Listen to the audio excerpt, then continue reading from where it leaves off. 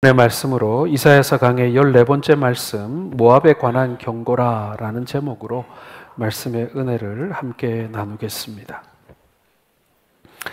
사자성어 중에 사필귀정이라는 말이 있습니다. 이 말은 모든 일은 반드시 바른 길로 돌아간다라는 그런 뜻입니다. 또한 이 사자성어 중에 토사구팽이라는 말도 있습니다. 이 말은 사냥이 끝나고 나면 사냥개가 더 이상 필요 없게 되어 주인에게 삶아 먹힌다라는 그런 뜻으로 사용됩니다. 필요할 때는 쓰고 필요 없게 되면 버린다. 그런 아주 냉정한 의미의 단어인 것이죠. 오늘날과 같이 민심이 흉흉하고 그리고 사람 속이는 일이 빈번한 시대에서는 세상 사람들이 서로 물고 물리고 서로를 이용하기에 혈안이 되어 있기 때문에 사필귀정보다는 토사구팽에 가까워진 세상이 아닌가라는 생각을 하게 됩니다. 하지만 우리 주 예수 그리스도를 믿고 의인된 성도들에게는 토사구팽이 아니라 사필귀정에 가까운 삶을 살아야 한다라는 것입니다. 성경은 기본적으로 사필귀정을 말하고 있습니다. 하나님은 예수 그리스도 안에서 주의 뜻을 이루기를 원하십니다. 그러나 만약 그 누구라도 그 은혜의 말씀에 귀를 기울이지 않고 자기 생각대로 이끌려 살아가게 된다면 결국 세상에 의해서 토사구팽, 토끼가 죽으니 그 다음에는 사냥개가 잡아먹히는 그런 지경에 이르게 된다라는 것입니다. 우리가 살펴보았던 오늘 잠깐 한 부분만 읽었는데요. 15장과 16장은 모압의 심판에 관한 말씀입니다. 우리가 모압의 심판을 보면서 아하, 모압이 저렇게 해서 망했구나, 저렇게 해서 심판받았구나 라는 사실을 찾아내야 합니다. 모압의 한 나라의 심판으로만 볼 것이 아니라 우리의 구원에 관한 계시의 말씀을 우리가 찾아낼 수 있어야 한다라는 것이죠. 그래서 오늘 이 모압이 걸어간 그 멸망의 길을 살펴보면서 토사구팽의 삶이 아니라 사필귀정의 삶을 살아가시는 우리 성도들 되시기를 주님의 이름으로 축원합니다. 먼저 모압과 이스라엘의 관계를 한번 살펴보겠습니다. 1절을 다시 한번 읽어보겠습니다. 모압에 관한 경고라. 하룻밤에 모압 알이 망하여 황폐할 것이며 하룻밤에 모압 기르가 망하여 황폐할 것이라. 여러분, 성경은 이방 나라가 심판을 받고 이스라엘이 심판받는 이야기를 통해서 그들이 심판받았던 그 길로 가지 말 것을 우리에게 계시하고 계십니다. 이사야 14장은 바벨론의 심판, 아수르의 심판, 블레셋의 심판에 관한 이야기였습니다. 바벨론의 심판은 그 교만함 때문이었지요.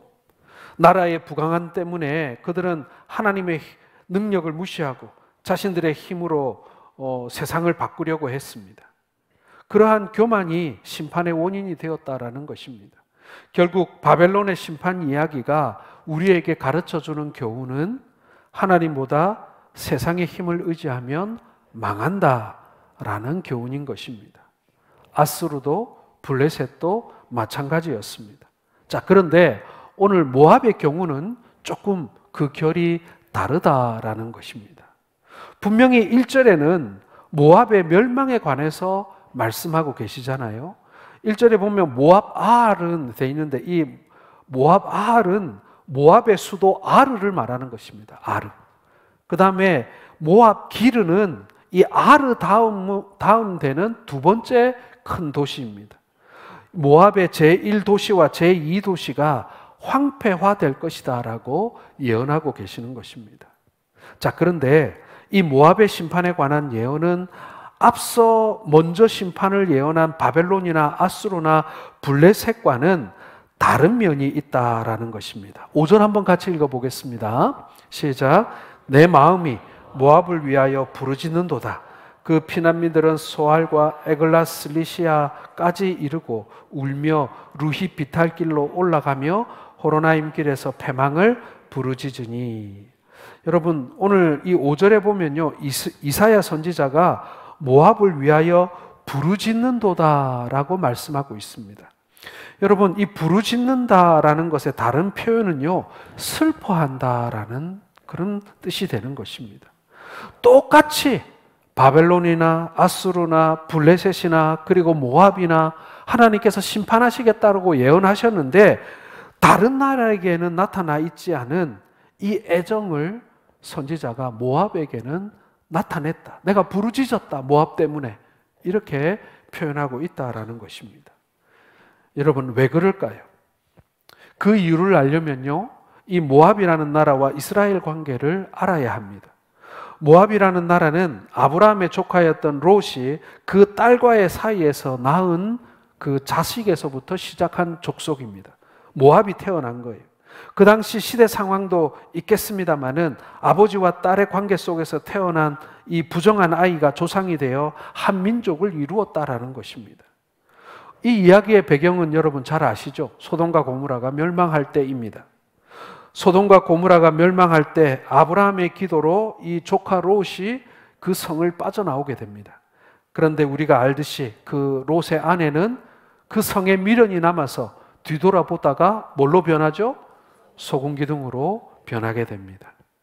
그 이후에 산으로 숨었는데 이 롯의 두 딸이 가문을 이어가기 위해서 술 취한 아버지와 동침하여 낳은 아이가 하나는 모압의 조상이 된 모압, 그리고 또 하나는 암몬 조상의 조상이 된 암몬이라는 두 아이가 태어나게 되는 것입니다.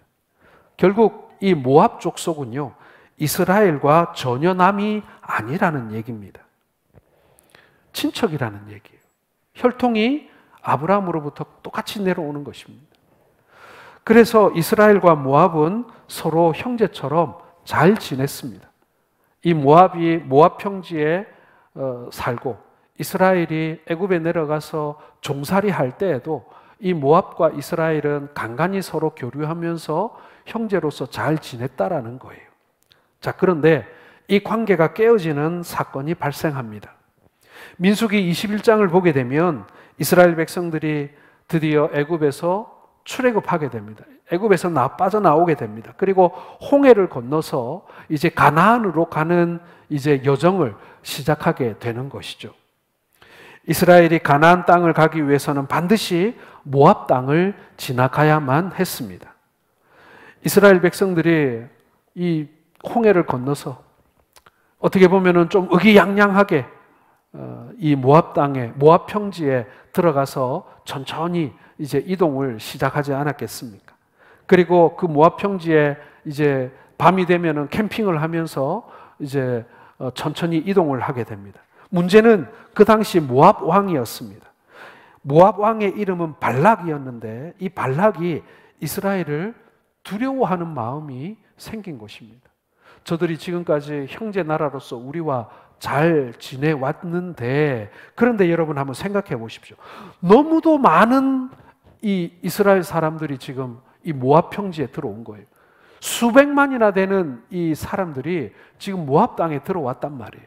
근데 이들이 지금 모압에서 살라고 온 것이 아니라 가나안 땅에를 들어가겠다고 지금 지나가는 길이라는 거예요. 그런데 모압이, 이 발락이 그 당시 세계 정세를 몰랐겠습니까? 이스라엘 백성들이 지금 가나안 땅에 간다고 하는데 가나안 땅이 그렇게 만만한 땅이 아닌 거예요. 이미 가나안 땅에는 7 가나안 족속들이 성을 쌓고 병거를 가지고 철동같이 지키고 있는 그런 곳이란 말이에요. 그런데 엊그저께까지 노예로 살던 저 이스라엘 민족, 뭐 병거가 있습니까? 말이 있습니까? 변변한 창과 활이 있습니까? 아니 그냥 인구만 많다 뿐이지 아무것도 가지지 않은 저들이 지금 가나안 땅에 무작정 가겠다고 저렇게 쏟아져 나왔단 말이에요. 그런데 이 발락이 생각해 보니 아니 저 사람들이 마음을 좀 고쳐 먹어가지고 아이고 여기도 좋으니 그냥 여기서 눌러 살겠다. 그냥 이 모압 땅에 그냥 눌러 살자 하고 눌러 앉으면 어떡하나 하는 두려운 마음이 생긴 거예요. 그래서 이 발락이 생각해낸 것이 뭐냐면요, 발람이라고 하는 자기 이름하고 아주 비슷한 이 발람이라고 하는 선지자를 불러다가 이스라엘을 저주하도록 했다라는 것입니다. 이게 하나님 보시기에 모압의 죄가 되었다라는 거예요. 왜냐하면 모압은 하나님의 택한 백성 아브라함 때문에 존재하게 된 나라 아니겠습니까? 그렇다면 모압은 항상 하나님의 은혜로 존재하는 그런 나라라는 사실을 한시도 잊지 말아야 하는 것입니다. 그게 그들의 정체성인 거예요. 그리고 그들이 하나님의 은혜를 안다는 것은요, 아브라함의 후손인 이스라엘을 선대함으로써 증명되는 것입니다. 그런데 발락은 이 발람 선지자를 이용해서 이스라엘을 저주하려고 한 것입니다. 여러분, 이것은요, 자신들이, 이 모압 족속이 하나님의 은혜로 존재하는 종족이라는 것을 잊어버렸기 때문에 발생한 일이라는 것입니다. 하나님의 은혜를 잊은 거예요. 자기들의 정체성을 잃은 거예요. 자기들이 누구의 혈통이며 자기의 조상이 누군가를 잊어버린 거예요. 자신들의 민족의 정체성, 그래도 하나님의 그런 은혜 아래에 있는 민족이라는 사실을 지금 잊어버린 것입니다. 모압이 망하게 된 이유는 하나님 약속 안에 있는 이스라엘을 저주했기 때문이라는 거예요. 하나님은 아브라함에게 뭐라고 말씀하셨습니까? 창세기 12장 3절을 한번 같이 읽어보겠습니다. 너를 축복하는 자에게는 내가 복을 내리고 너를 저주하는 자에게는 내가 저주하리니 땅의 모든 족속이 너로 말미암아 복을 얻을 것이라 하신지라. 여러분, 뭐라고 하셨습니까? 아브라함을 축복한다는 것은 아브라함과 함께 하시는 하나님을 안다는 것이기 때문에 아브라함을 축복하는 그 자체가 하나님을 보고 있는 것이 된다는 거예요. 그래서 하나님께서 그것을 보고 복을 주시겠다는 얘기입니다. 반대로 이스라엘을 저주하는 것은 어떻습니까? 이스라엘을 저주하는 것은 바로 하나님과 적대시 되겠다라는 것과 같은 것입니다. 그렇기 때문에 하나님께서는 이스라엘을 저주하는 자를 나도 저주하겠다라고 말씀하시는 거예요. 여러분, 이것을 우리 일상생활에 한번 적용해 보겠습니다. 여러분, 주의 백성을 축복하는 것은 주의 백성과 함께 하시는 하나님을 안다는 것이 되는 겁니다. 그래서 하나님의 백성을 축복하는 그 축복을 보고 하나님께서 우리에게 복 주신다라는 거예요. 쉽게 말해서 여러분, 우리는 다 하나님의 백성들입니다. 우리는 한 형제입니다. 하나님께서 우리를 백성 삼으셨습니다. 그래서 여러분들의 성도들, 형제들, 우리 교우들을 축복하면요, 하나님께서는 그것을 좋게 보셔서 똑같이 우리에게 복 주신다는 것을 여러분 믿으시길 바랍니다.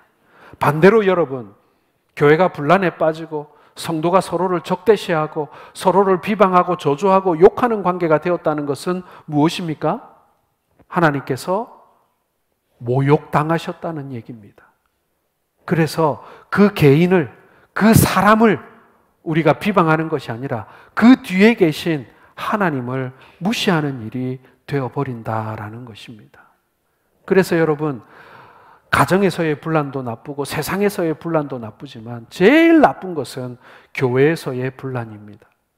성도가 서로 싸우는 것입니다. 성도가 서로 저주하고 서로 원망하는 것입니다. 그게 제일 나쁩니다. 왜 그렇습니까? 그 뒤에 계신 하나님을 우리가 무시하는 것이 되기 때문에 그런 것입니다. 여러분, 명절 보내셨죠? 다 잘 지내셨습니까? 각 집안마다 식구들 모이셨죠? 반갑죠? 어떻게 살았는지, 어떻게 지냈는지 나눕니다. 그런데 헤어질 때도 웃으면서 헤어지셨습니까? 예, 그러셨을 줄로 믿습니다. 그런데 많은 가정이, 아닙니다, 일부 가정이 헤어질 때는 웃고 헤어지지 못하는 가정들도 제법 있습니다. 식구들이 어떻게 지냈는지, 잘 지냈는지, 자식들은 어떻게 지냈는지 이런 얘기 하다가 결국에는 마음이 상합니다. 그래, 지 자식만 잘났나? 그리고 이제 그렇게 되면 이제 하지 말아야 될 말이 튀어나옵니다. 그래, 니는 아버지한테 평소에 잘했나? 니는 어머니한테 1년에 몇 번이나 찾아오노? 뭐 이런 얘기가 이제 나오기 시작하면서 네가 잘했니? 내가 잘했니? 하면서 이제 또 마음이 상하는 거예요. 형은 장남으로서 뭘 했어? 이렇게 되는 거예요. 이렇게 되면 이제 결국에는 마지막에는 이 다툼이 되고 낯을 붉히고 각자 집으로 돌아가게 됩니다. 그런데도 불구하고 대놓고 못 싸우는 이유는 누구 때문입니까? 네, 부모님 때문이죠. 부모님이 딱 보고 있는데 형제들이 그 앞에서 멱살 잡고 싸워서야 되겠습니까? 부모님이 계시니까.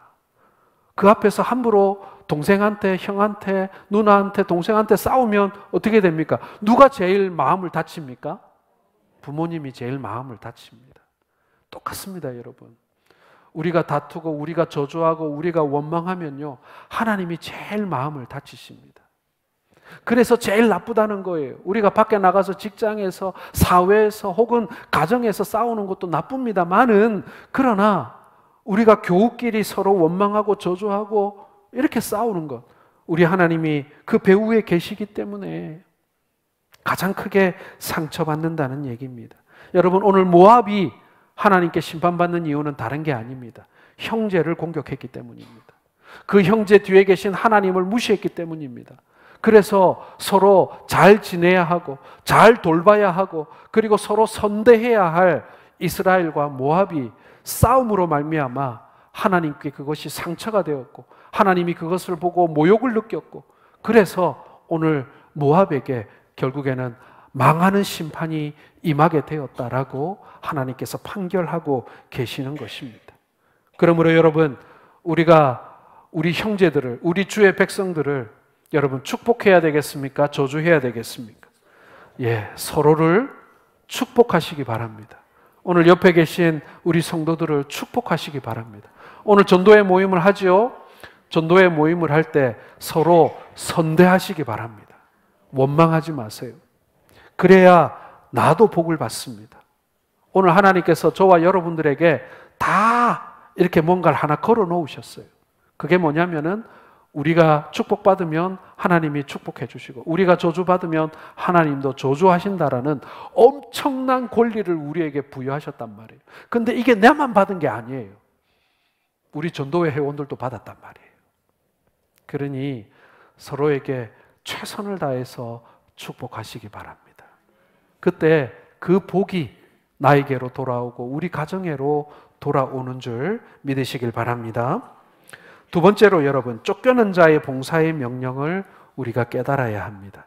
자, 이사야서 16장 1절을 한번 읽어보겠습니다. 너희는 이 땅 통치자에게 어린 양들을 들이대 셀라에서부터 광야를 지나 딸 시온산으로 보낼지니라. 자, 이 말씀은요, 멸망의 길에 들어서고 있는 모압 사람들에게 베푸시는 하나님의 마지막 은혜일지 모릅니다.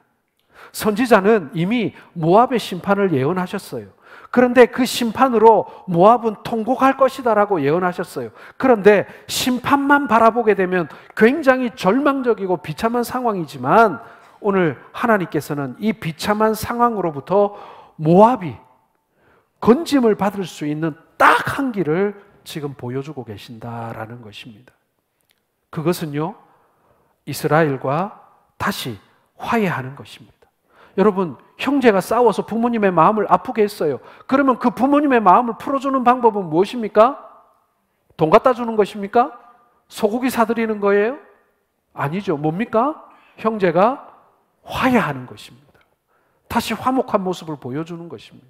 오늘 하나님께서 모압에게 기대하시는 것은 네가 이스라엘 형제의 뒤통수를 쳤지만, 그래서 너는 지금 심판받아야 되지만 지금이라도 이스라엘과 화해해라. 그러면 내가 그 심판을 다시 생각해 보겠다. 보류하겠다. 오늘 하나님께서 이런 결정을 내린 거예요. 여러분, 상식적이지 않습니까? 그래서 그 방법을 가르쳐 주십니다.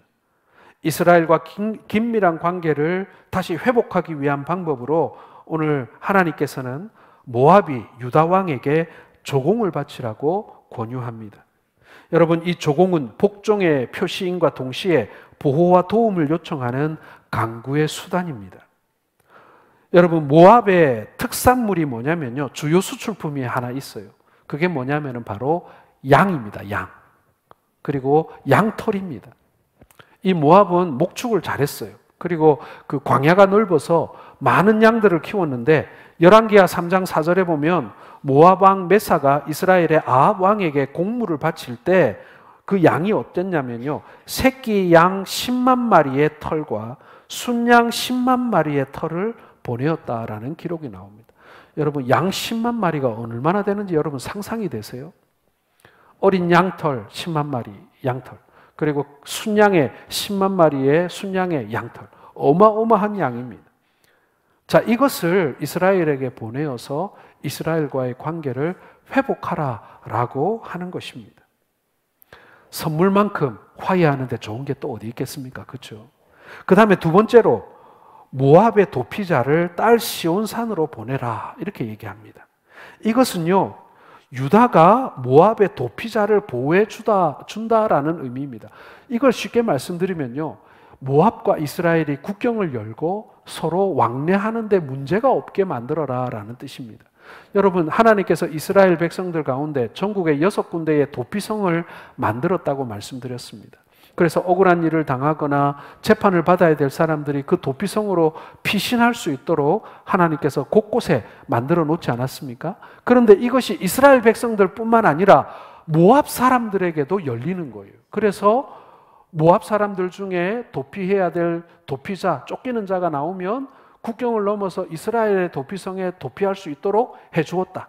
그리고 더 나아가서 이스라엘 백성들 중에 도피자가 나왔을 때 그 사람이 이 모압 땅으로 들어와서 모압에서도 보호를 받을 수 있도록 해줘라. 그러니까 쉽게 말씀드려서 서로 국경을 열고 그리고 범죄자 인도 협정을 맺어라, 그런 뜻이에요. 두 나라가 그저 선물만 주고받는 것이 아니라 서로의 억울한 사람들, 서로의 어떤 보호해야 될 약자들을 보호하는 그런 협정을 맺어서 두 나라가 모압은 이스라엘 사람을, 이스라엘은 모압 사람들을 보호해 주라라는 것입니다. 여러분, 오늘 이러한 결정을 하게 된 하나님의 의도는 무엇입니까? 모압의 도피자를 하나님의 구원에 동참시켜 주는 것입니다. 쉽게 말씀드려서 모압이 형제 이스라엘의 뒤통수를 때렸어요. 지금까지 모압은 아브라함의 후손이기는 했으나 이 모압도 다른 이방 종족들하고 비슷하게 살았단 말이에요. 하나님의 이스라엘처럼 살지 않았단 말이에요. 그러나 이제라도 이제 이스라엘과 친하게 지내면서 국경을 열고 이스라엘을 향한 하나님의 그 말씀을 모압도 이제 듣고, 그래서 모압이 이스라엘화 되어라, 하나님의 선민이 너희도 되어라 라고 하나님께서 요구하고 계시는 것입니다. 3절을 같이 한번 읽어보겠습니다. 16장 3절입니다. 너는 방도를 베풀며 공의로 판결하며 대낮에 밤같이 그늘을 치으며 쫓겨난 자들을 숨기며 도망한 자들을 발각되게 하지 말며. 유다의 도망자를 이 모압이, 그리고 모압의 도망자를 이 이스라엘이 서로 이 돌보아 주라라는 것입니다. 4절도 같이 읽어보겠습니다. 나의 쫓겨난 자들이 너와 함께 있게 하되 너 모압은 멸절하는 자 앞에서 그들에게 피할 곳이 되라. 대저 토색하는 자가 망하였고 멸절하는 자가 그쳤고 압제하는 자가 이 땅에서 멸절하였으며.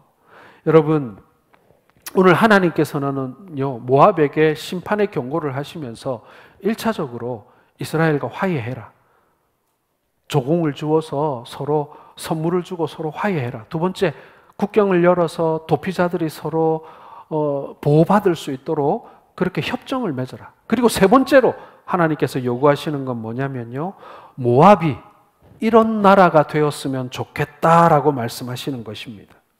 토색하는 자가 망하고 멸절하는 자가 그치고 압제하는 자가 이 땅에서 멸절되게 해라. 그 말은 무엇입니까, 여러분? 이 모압이라는 나라가 이제 이방인들의 삶을 살지 말고 하나님의 백성으로 아브라함의 후손답게 하나님의 말씀 아래 살아라 라는 요구인 것입니다. 여러분, 오늘 이 5절을 보게 되면, 16장 5절을 보게 되면 하나님께서는 이런 나라를 한 단어로 뭐라고 표현하셨냐면 다윗의 장막이라고 표현하셨습니다. 5절 같이 읽겠습니다. 다윗의 장막에 인자함으로 왕위가 굳게 설 것이요 그 위에 앉을 자는 충실함으로 판결하며 정의를 구하며 공의를 신속히 행하리라. 여러분, 다윗의 장막이라고 하면 이건 틀림없이 이스라엘이나 유다 아니겠습니까? 그렇죠? 그런데 오늘 하나님께서는 이 다윗의 장막에 관한 이야기를요, 이스라엘에게 하시는 것이 아니라 모압에게 하고 계시는 것입니다. 너희는 지금까지 이방인처럼 살았지만, 너희가 지금까지 이방인의 그 나쁜 습관을 따라서 이스라엘을 저주하고 형제의 뒤통수를 쳤지만, 그러나 이제라도 아브라함의 후손답게, 이제라도 하나님을 아는 백성답게 다윗의 장막이 되어라 라고 하나님께서 말씀하고 계시는 것입니다. 다윗의 장막에는 하나님의 인자와 사랑과 자비가 있습니다. 힘으로 살아가는 곳이 아닙니다. 그래서 다윗의 장막은 힘이 있고 핍박이 있는 곳에서 쫓겨난 자들이 거하는 곳입니다. 이것이 바로 오늘날 교회의 목표가 되어야 한다라는 것입니다. 다윗의 장막과 같은 교회를 여러분 생각해 보시기 바랍니다. 이 장막은 세상에서 도피한 사람들이 모이는 곳입니다. 세상에서 억울한 사람, 세상에서 핍박받는 사람, 세상에서 불이익을 당한 사람, 죄짓고 도망가는 사람, 이런 사람들이 교회에 올 때 여러분 보호받기 위한 곳이다. 교회는 그런 곳이다라는 것입니다. 위로받는 곳이라는 거예요. 그러기 위해서 교회가 그들을 섬겨야 합니다. 봉사해야 합니다.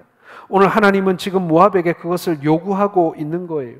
그것처럼 오늘날 우리에게도 요구하고 계십니다. 여러분, 우리도 이방인 되었습니다. 우리도 이스라엘 밖의 사람들이었습니다. 그러나 예수 그리스도의 십자가의 보혈로 말미암아 우리가 이스라엘 되었습니다. 우리가 전에는 할례자가 아니었는데 이제 할례자가 되었습니다.